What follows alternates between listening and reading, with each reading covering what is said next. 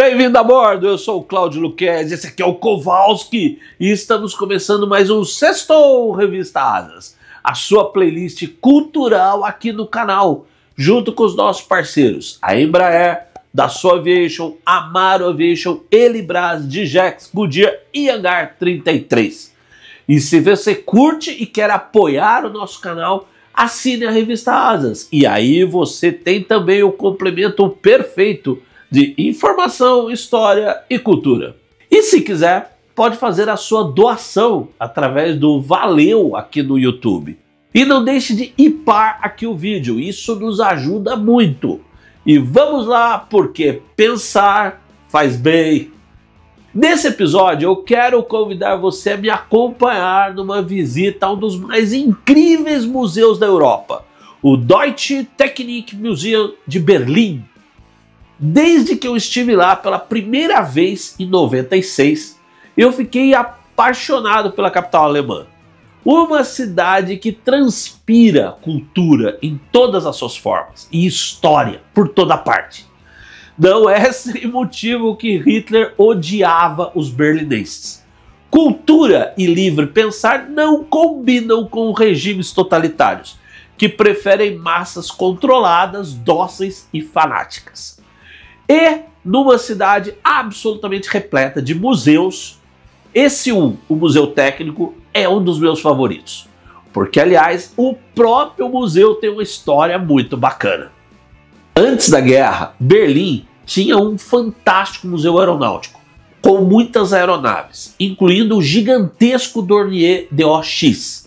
Aliás, tem uma maquete lindíssima dessa antiga instituição no museu. E a capital alemã tinha também um museu ferroviário e um naval.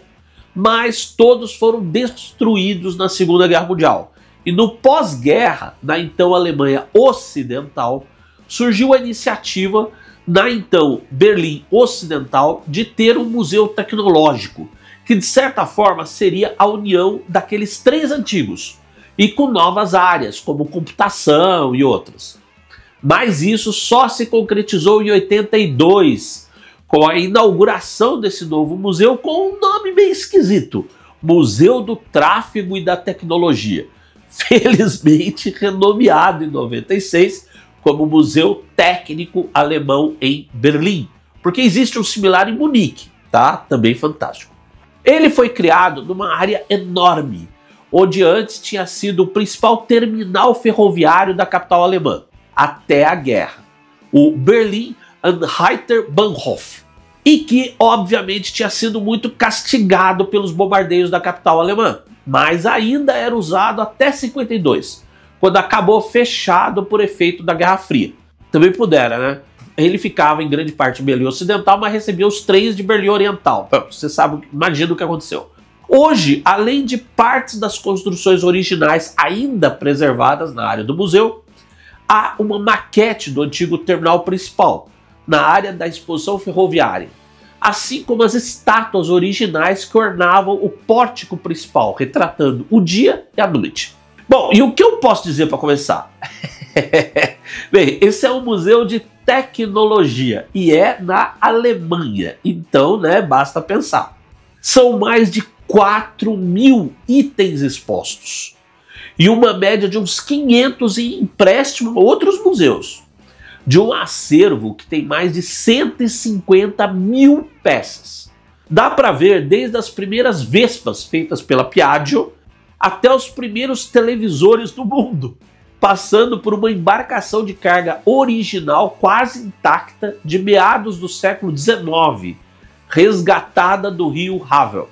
Sem falar de uma impagável coleção ferroviária, que inclui até um dos infames vagões usados para o transporte aos campos de concentração e de extermínio de judeus e outros indesejáveis do regime nazista. Olha, eu fiquei ali na porta dele. Vi um monte de arranhões na madeira do interior. Impossível imaginar o desespero. Foi forte, foi muito forte, mas eu acho que todo mundo devia um dia ver um testemunho desses para valer. Os nossos dias atuais, aliás, estão pedindo para essa memória ser revivida. Mas vamos focar no acervo aeroespacial aqui, porque se eu for mostrar tudo, vira uma minissérie. Eu tive a honra e o prazer de visitar o museu acompanhado pelo curador da área aeroespacial, o Heiko Trisch, o que foi fantástico, porque deu para ver mesmo o que tem de melhor. E nesse passeio, eu achei essa sacada da curadoria muito boa. Começa com uma divertidíssima maquete que representa o que as pessoas imaginavam que seria o transporte aéreo no final do século XVIII, apenas uns anos depois dos irmãos franceses, o Joseph Michel e o Jacques-Étienne Montgolfier, terem demonstrado seu balão de ar quente em Annonay, na França, em 19 de setembro de 1783. Pois é, haja imaginação! Passamos então a um espaço dedicado ao pioneiro alemão do voo, Otto Lilienthal, com diversas réplicas exatas em tamanho real dos seus planadores. Esse genial e visionário amante do voo nasceu em 23 de maio de 1848 e trabalhou muito baseado na pesquisa das asas das aves e seus movimentos. Ele estava chegando na questão do voo motorizado, quando um acidente, pois ele mesmo voava nos planadores, lhe ceifou a vida aos 48 anos, em 10 de agosto de 1896. Na sequência, uma exibição que me lembrou aquela abertura hilária daquele clássico fantástico, Esses Homens Maravilhosos e Suas Máquinas Voadoras. Trata-se do Aviette Balek, uma aeronave criada pela empresa francesa Lumière nos anos 20, visando uma aeronave capaz de voar propulsada unicamente por força humana. Exatamente, o tipo de uma bicicleta voadora. Não deu certo. E nunca saiu do chão. Mas é uma exibição muito bacana, ambientada no que seria uma oficina da época e impressiona pela fineza das linhas aerodinâmicas. E aí fomos ver o mais antigo avião original do acervo do museu. Este Janine Steintaub, de 1914. Ele fazia parte daquele antigo Museu de Aviação de Berlim. E foi um dos aparelhos que, na fase final da guerra, foi levado para Cracóvia, na Polônia, para ser protegido. Com a derrota alemã, ele passou a fazer parte do Museu de Aviação de Cracóvia. Mas um acordo entre os museus o trouxe de volta, em empréstimo, em 1986, com o Museu Técnico Alemão fazendo uma restauração completa. É o único Janine Steintaub preservado no mundo. Trata-se de uma versão com fuselagem feita de tubos de aço em vez de madeira, daquele famoso Etri-Schietaub. Daí o seu nome, que em alemão significa pomba de aço. E foi usado como avião de reconhecimento pelo Serviço Aéreo do Exército Imperial Alemão na Primeira Guerra Mundial até o primeiro semestre de 1915. O Taube original em madeira foi projetado em 1909 pelo austríaco I.G.O. Etrich e voou pela primeira vez em 1910. Mas apesar do seu nome, pomba em alemão, suas asas não eram inspiradas na da ave, mas numa semente de árvore cujas asas a fazem planar por longa distância da árvore mãe. Licenciado para produção em série, o Taube foi o primeiro avião militar produzido em quantidade na Alemanha. E a exibição que engloba esse período tem diversos itens muito bacanas, como essa vitrine com diversos itens pessoais do asa alemão Oswald Belk, que morreu em combate aos 25 anos, com um crédito de 40 vitórias em combate aéreo. E como eu disse, tem muito, mas muito para se ver. E não poderia faltar, claro, um impecável trimotor comercial Junkers Ju-52-3M, o mais bem sucedido avião de passageiros europeu dos anos 30. E tem também essa seção de fuselagem de um Focke-Wulf 200 Condor civil, com acomodações que surpreendem até hoje pela modernidade. E como o Dornier DOX não teve como ser retirado do antigo museu e acabou destruído com ele pelas bombas, o museu hoje exibe uma reprodução de seção de sua fuselagem, o que dá uma impressionante ideia do seu tamanho, mesmo para os dias de hoje. Outro modelo civil bacana e raro de se ver é esse Arrado 79, que voou pela primeira vez em 1938 e foi o último modelo civil da Arrado. Era uma aeronave de 2 lugares, para instrução e turismo, com capacidade acrobática. E tinha qualidades tão boas que foi adotado tanto pela companhia aérea alemã, a Deutsche Lufthansa, quanto pela Força Aérea, a Luftwaffe, na formação dos aviadores dessas.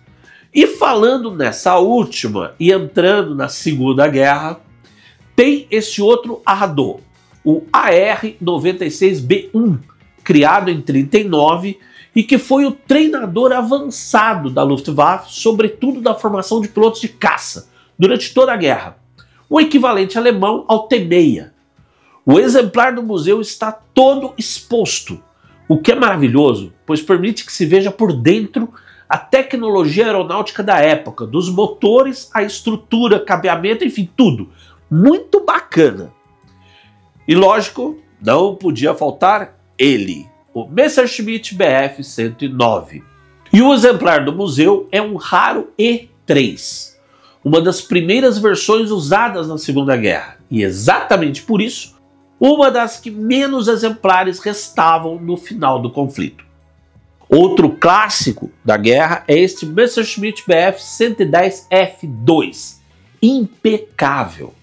Esse exemplar foi abatido por fogo de terra na Rússia em 11 de janeiro de 43, ficando esquecido num lago congelado entre Murmansk e São Petersburgo até 92, quando foi resgatado e vendido para um colecionador no Ocidente, que em 97 o vendeu ao museu, onde foi restaurado com todo o cuidado, com a participação inclusive de vários veteranos aposentados da fábrica da Dornier. Já no caso deste Stuka, um Ju-87R2, foi tomada a decisão de não se restaurar, exibindo a aeronave tal como foi encontrada, num testemunho da destruição da guerra, de toda a guerra. E se a exibição não inclui o Messerschmitt Me-262, o primeiro jato de combate do mundo, pode-se ver com detalhes o seu motor, o turbojato Junkers Jumo 004B1. E colocado logo acima dele, outro motor a jato pioneiro, o BMW 003, usado nos protótipos do bombardeiro Arrado 234 Blitz, e que era o motor de um outro caça-jato alemão, o Henk 162A Salamander. E esse está no museu para ser visto. Frisch me explicou que, criado para ser um caça a jato fácil de pilotar, para pilotos com pouquíssimo treinamento, ele era praticamente o oposto. Uma máquina manhosa, cheia de truques de pilotagem, sem muito perdão para um piloto novato. E para piorar, o seu armamento, de apenas 2 canhões de 20 ou 30 milímetros, teria sido insuficiente para um piloto inexperiente conseguir muita coisa contra os muito bem protegidos bombardeiros aliados. Falando em armas avançadas, nos estertores do Terceiro Reich nazista, o museu tem um invejável acervo dos primeiros mísseis e armas guiados da história, impagável. Começamos pelo motor do primeiro míssil balístico estratégico do mundo, o V2, passando para o primeiro míssil cruise colocado em ação, a V1. Na sequência, tem a bomba planadora radiocontrolada, Hensch HS-293, lançada por bombardeiros Henk 177, Condor ou Dornier 217. Usada com sucesso pela primeira vez em 25 de agosto de 43, foi uma das primeiras armas guiadas antinavio da história, e até o fim da guerra tinha causado danos ou afundado pelo menos 25 embarcações aliadas. E onde mais você vai ver essas duas raridades? Este é Ruhestei X4, um dos primeiros mísseis de combate aéreo ARAR desenvolvidos no mundo e que era guiado por fio. Ele chegou a ser testado a partir de agosto de 44 inicialmente lançado de um caça, Focke-Wulf 190, mas nunca foi colocado em ação real. Porém, com o fim da guerra, inspirou, digamos assim, né, muitos programas e está na gênese de alguns dos primeiros mísseis anti-tanque colocados em ação. Já este aí, o Heinz-Torter R1, é o vovô do míssil antiaéreo, o SAM. O seu programa foi encomendado pelo exército alemão já no final de 42, e os primeiros lançamentos de teste aconteceram em agosto de 43, mas ele também nunca entrou em serviço. Teria muito mais a falar e mostrar aqui, mas não dá para fazer um episódio de 1 hora, né, Kowalski? Então vamos parar por aqui. Mas está dado o recado. Marca aí na sua lista de próximas viagens. Deutsche Technik Museum, em Berlim. E obrigado por estar aqui com a gente, comigo e com o Kowalski, no canal da Revista Asas. Cultura e história com aviação, como você só encontra em Asas. Um grande abraço e até o próximo voo.